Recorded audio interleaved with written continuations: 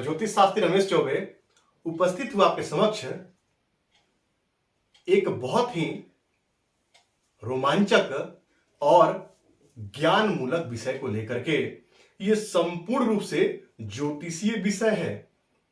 जो व्यक्ति ज्योतिषी है या ज्योतिष में जिनका थोड़ा भी रुचि हो वही इस विषय को समझ सकते हैं। बाकी भी यदि आप समझने की कोशिश करें तो बहुत मुश्किल नहीं है, आप भी आसानी से इस विषय को समझ सकते हैं। देखिए, ज्योतिष का संबंध अध्यात्म से है, क्योंकि जब तक एक ज्योतिषी आध्यात्मिक नहीं होगा, जब तक वो इष्ट साधना नहीं करेगा, तब तक वो ज्योतिषी नहीं बन पाएगा। ज्योतिषी बनने के लिए आपको इष्ट साधना करना ही पड़ेगा। और मैं आज आपको एक बात बता दूं, यदि आप चाहते हैं कि मैं अच्छा एक ज्योतिषी बन जाऊं, तो इसके लिए आपको भगवान गणेश और भगवान सूर्य की विशेष आराधना करनी पड़ेगी। क्योंकि बुद्ध के अधिष्ठाता जो देवता हैं वो भगवान गणेश हैं और बुद्ध वाणी का कारक है। तो जब आपकी वाणी अच्छी होगी तभी तो आप एक अच्छे ज्योतिषी बन पाएंगे, तभी तो आप अपनी बातों से लोगों को अपनी तरफ आकर्षित कर पाएंगे। और जब सूर्य की आप आराधना करेंगे तो सूर्य क्या है? सूर्य आत्मकारक है। जब आप किसी व्यक्ति को कोई विषय समझाएंगे तो आपके अंदर वो कॉन्फिडेंस होना चाहिए, आपके अंदर आपकी आत्मशक्ति जो है इतनी मजबूत होनी चाहिए कि आप किसी को कोई बात बोलें तो बिल्कुल डंके की चोट पे बोलें और वो व्यक्ति आपकी बात माने। आपके अंदर वो आत्मविश्वास होना चाहिए। तो ये कहां से आएगा? तो ये भगवान सूर्य की आराधना से आएगा, क्योंकि सूर्य ही पद प्रतिष्ठा मान सम्मान के कारक और आत्मकारक और पितृकारक ग्रह हैं। भूले से भी पिता का अपमान नहीं करना है, क्योंकि पिता का अपमान यदि आपने किया कि आपका सूर्य खराब हुआ। पिता का सम्मान कीजिए, भगवान सूर्य की आराधना कीजिए। सूर्य पिता के रूप के में आपके घर में है, तो यदि डेली कोई व्यक्ति पिता का चरण स्पर्श करे तो उसका सूर्य ऐसे ही अच्छा हो जाता है, और यदि माता का चरण स्पर्श करे तो चंद्रमा ऐसे ही अच्छा हो जाता है। तो सब तो भगवान ने घर में ही दे रखा है। सूर्य भगवान की आराधना कीजिए, पिता का सम्मान कीजिए, मान सम्मान मिलेगा। और भगवान गणेश की आराधना करेंगे तो आपको अच्छी वाणी मिलेगी और अच्छी बुद्धि मिलेगी, क्योंकि जो भी जन्म पत्रिका लिखी जाती है उसमें सबसे पहले जो है वो भगवान गणेश के ही श्लोक लिखे जाते हैं। सब जगह आप देखिएगा, कोई भी कार्य हो भगवान गणेश का नाम पहले आता है। तो भगवान गणेश और भगवान सूर्य की आराधना कीजिए। ये थोड़ा विषय से हटके था, सोचा आपको बता दूं। अब चले आते हैं हम आज के विषय पे। आज तक तो हमने पढ़ा ही है कि सूर्य मेष राशि में 10 डिग्री पे उच्च के होते हैं, चंद्रमा वृषभ राशि में 3 डिग्री पे उच्च के होते हैं। लेकिन कभी क्या आपने इस विषय को जानने की कोशिश की है कि वो किस नक्षत्र में होते हैं और किस राशि में हो रहे हैं?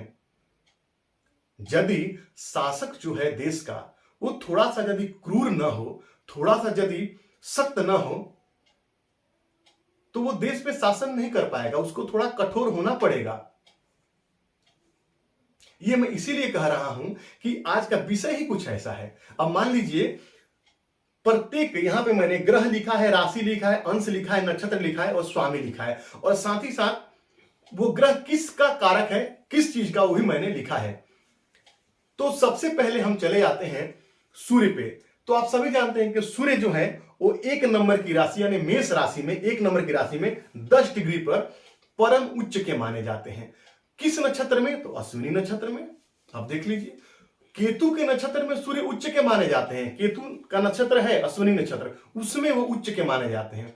अब सवाल यह है कि मेष लगन जो है, मेष जो राशि है वो कैसा है? तो क्रूर राशि है, मंगल की राशि है, और वहीं पे उच्च के होते हैं। अब केतु जो है वो मोक्ष का कारक है, तो केतु मोक्ष का कारक है और सूर्य राजा है। तो जब मेष राशि में जाते हैं मंत्री के घर में, सेनापति के घर में, क्षमा कीजिए, तो वो उच्च के हो जाते हैं। और केतु कौन है? तो केतु मोक्ष कारक ग्रह है। तो जब आत्मा, सूर्य आत्मा है, तो जब केतु के नक्षत्र में जाता है तो मोक्ष की प्राप्ति कर लेता है। इसीलिए सूर्य जो है वो केतु के नक्षत्र में यानी अश्विनी नक्षत्र में जो है वो सबसे उच्च के होते हैं। क्यों? क्योंकि आत्मा का संबंध हो जाता है किससे? तो मोक्ष से। तो मोक्ष कौन पाता है मरने के बाद? शरीर तो पाता नहीं है। मरने के बाद व्यक्ति की आत्मा ही मोक्ष को प्राप्त करती है। इसीलिए सूर्य आत्म कारक ग्रह है, आत्मा के कारक है, इसीलिए वो अश्विनी नक्षत्र में जाकर के मोक्ष की प्राप्ति करते हैं।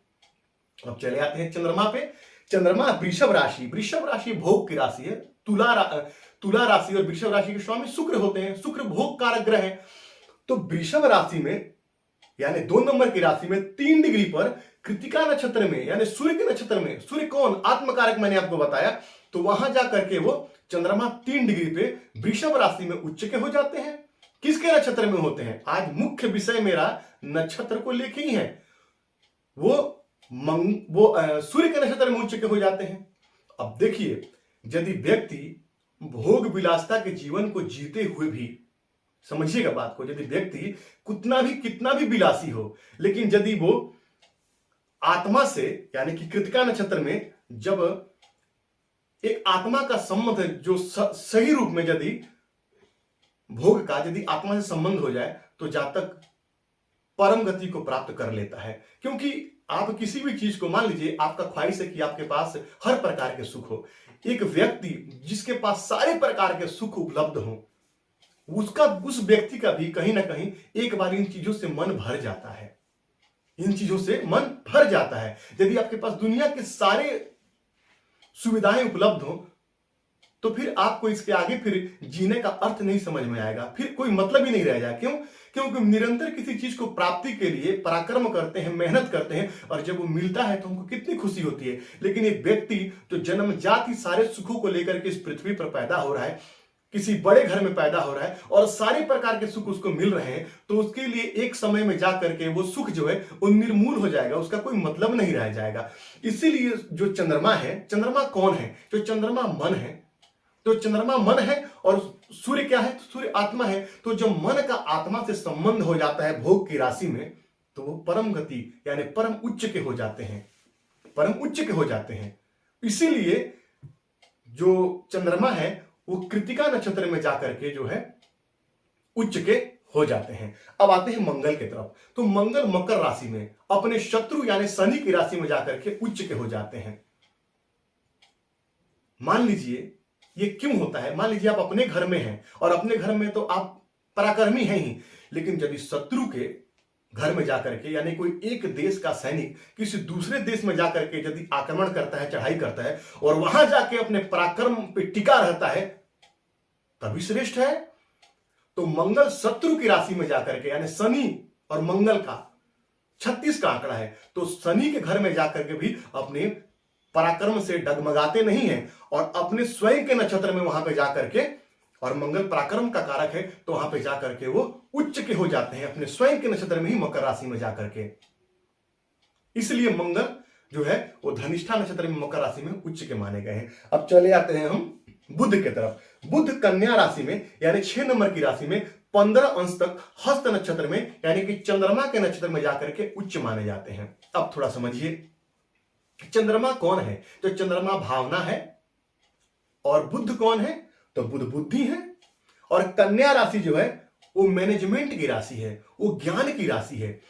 तो बिना किसी के भावनाओं को ठेस पहुंचाए हुए, बिना किसी के भावनाओं को ठेस पहुंचाए हुए यदि कोई व्यक्ति अपनी बुद्धिमत्ता से या अपने ज्ञान से परिपूर्णता हासिल कर ले तो वही श्रेष्ठ है। ये तो अक्सर व्यक्ति जो है अपना स्वार्थ साधने के लिए दूसरे की भावनाओं को ठेस पहुंचाते हैं, उनको दूसरे की भावनाओं से कुछ लेना देना नहीं होता है। लेकिन यहां देखिए क्या समन्वय है, क्या जबरदस्त समन्वय हमारे ऋषि मुनियों ने इसका बनाया कि चंद्रमा के नक्षत्र में जाकर के बुध, चंद्रमा के नक्षत्र में जाकर के बुध अपने राशि में उच्च के होते हैं, क्योंकि बुद्धि का जो है भावना से संबंध हो जाता है। तो बिना किसी के भावना को ठेस पहुंचाए हुए ही यहां बुद्धिमत्ता का प्रयोग करते हुए और वो उच्च के हो जाते हैं। अब आते हैं अगला बृहस्पति। तो बृहस्पति कर्क राशि में यानी भावना की राशि में 5 डिग्री पर पुष्य नक्षत्र में ज्ञान है बृहस्पति, और कर्क राशि भावनाओं का राशि है और वो पुष्य नक्षत्र यानी शनि के नक्षत्र में जाके, शनि कौन, एकांत शून्य है शनि। शनि क्या है, शून्य है। तो आपको मैं एक बात बता देता हूं यहां पे कि व्यक्ति जब हर प्रकार के ज्ञान से अंत तक पहुंच जाए, जब शून्य स्थिति में पहुंच जाए, तभी जाकर के वो परम सत्ता को प्राप्त कर लेता है। जैसे एग्जाम्पल समझिए, जैसे आप कहीं जाते हैं तो दिखाता है कि यहां से मान लीजिए शिमला 70 किलोमीटर, ऐसे करते करते जब आप पहुंच जाते हैं तो वहां पे आता है क्या, शिमला 0 किलोमीटर, यानी शून्य हो जाता है वहां पे जाकर के वो। तो शून्य, व्यक्ति जब शून्य तक पहुंच जाता है, जब निर्जनता की राशि में, शनि की राशि में, नीरस राशि में जब ज्ञान पहुंच के शून्य हो जाता है तो परम उच्च को प्राप्त कर लेता है। तो इसीलिए बृहस्पति जो है शनि के नक्षत्र में भावना की राशि में अपने भावनाओं को वशीभूत करते हुए और शून्य निर्जनता के पास पहुंच करके और तब वहां पे जाकर के वो उच्च के हो जाते हैं। अब आइए चलते हैं शुक्र के पास। शुक्र कौन, विलासिता, भोग। मीन राशि ज्ञान की राशि, ज्ञान की राशि है। एक व्यक्ति बहुत ही भोगी हो, बहुत विलासी हो, हर प्रकार के विलासता पूर्वक जीवन व्यतीत करे, लेकिन उसको यदि किसी सदगुरु का यदि संग मिल जाए तभी वो जाकर के और जीवन में हर प्रकार के परम ज्ञान को प्राप्त कर सकता है। तो शुक्र मीन राशि में 27 डिग्री पे रेवती नक्षत्र में, देखिए क्या श्रेष्ठ, रेवती नक्षत्र किसका, बुध का नक्षत्र। बुध कौन, बुद्धि है। बृहस्पति ज्ञान और बुध बुद्धि। तो जब एक विलासी व्यक्ति को, जब विलासिता को बुद्धि और ज्ञान दोनों का समन्वय मिल जाए तो निस्संदेह वो वहां पे सारे प्रकार के चीजों से मुक्त होकर के और उच्चता को प्राप्त हो जाता है। इसीलिए यहां पे जो है शुक्र जो है रेवती नक्षत्र में उच्च के हो जाते हैं। अब चले आते हैं शनि की तरफ। शनि तुला राशि में। शनि कौन है, शनि दास है, शनि दासत्व है, दास है, और वो तुला राशि भोग की राशि है, नवयौवना स्त्री शुक्र। तो इसीलिए शनि जो है वो विलासिता में जाकर के और 20 डिग्री पे उच्च के हो जाते हैं। लेकिन किसके नक्षत्र में होते हैं वो देखिए, विशाखा नक्षत्र में, गुरु के नक्षत्र में, गुरु के नक्षत्र में जाकर के, और गुरु ज्ञान है।